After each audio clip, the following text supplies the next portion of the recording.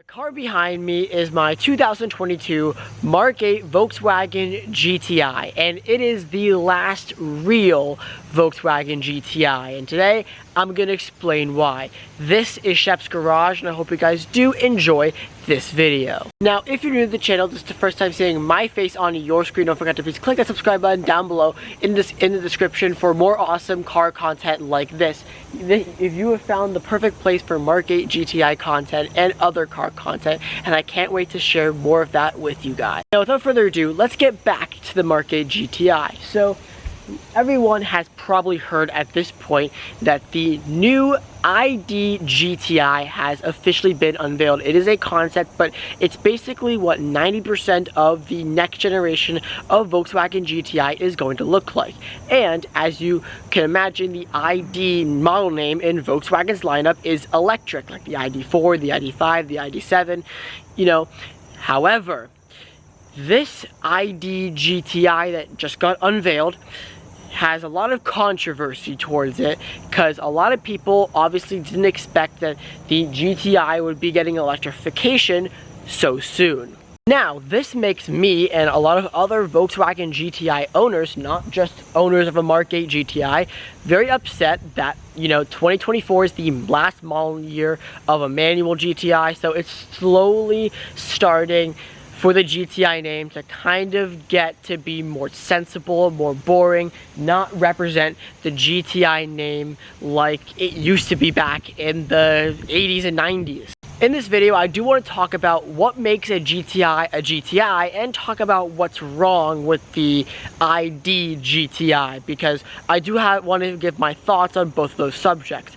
Let's start off with what makes a GTI a GTI. Now, a lot of people say that the last real GTI was the Mark 7 GTI, and while those Mark 7 owners can have their opinion, and even some Mark 8 owners say that yes, the Mark 7 is the last real GTI, I have to disagree.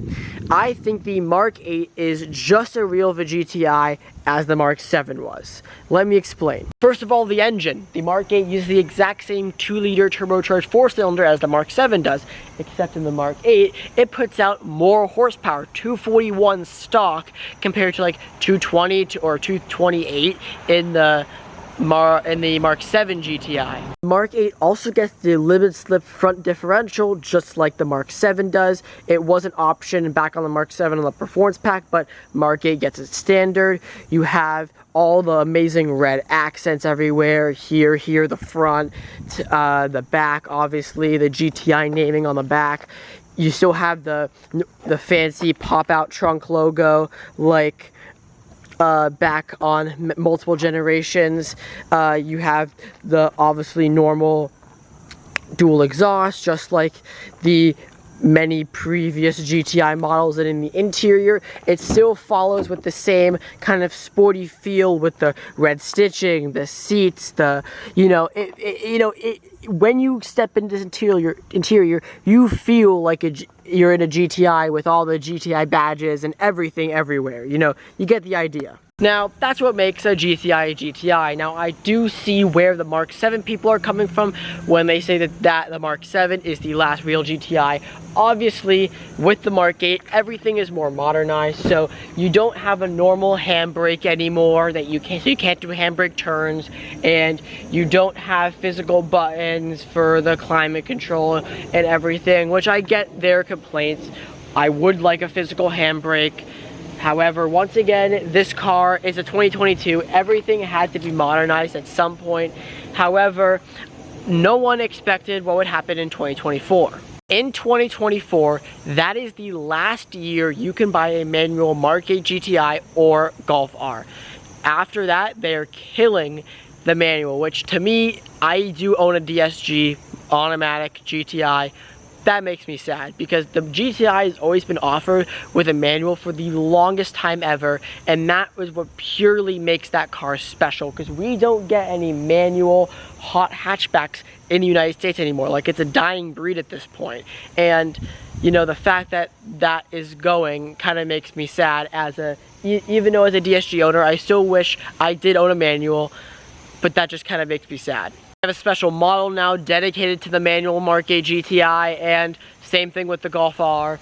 But you know, it's slowly, the GTI name is slowly, in my opinion, starting to not really become the GTI that, you know, everyone knows and loves. And that's what these cars are going to be known for. And I'm glad I have one, because, you know, once the ID GTI comes out, these things are going to be even more special to us Volkswagen enthusiasts. I do want to touch upon the ID GTI, because I do think the ID GTI is a good idea. It is a concept right now. It's not like a full production model yet.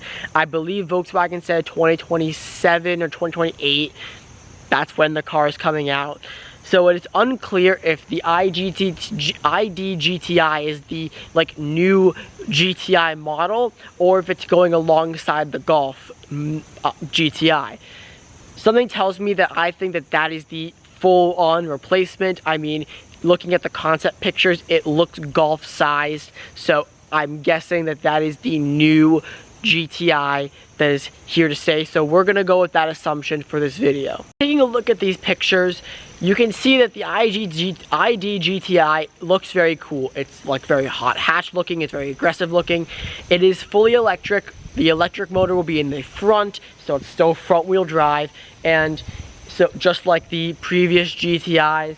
However, it will never be as fun as a real GTI, a Mark 7, a Mark 8, a Mark 6, a Mark 5, whatever you have that is not an ID GTI, it is more fun than that. There is something about hearing that engine, hearing the tires throwing the car into a corner with that limited slip front differential, hearing the tire squeal, hearing the noise, and just kind of having that fun aspect of the GTI, downshifting with the steering wheel paddles or your manual shifter.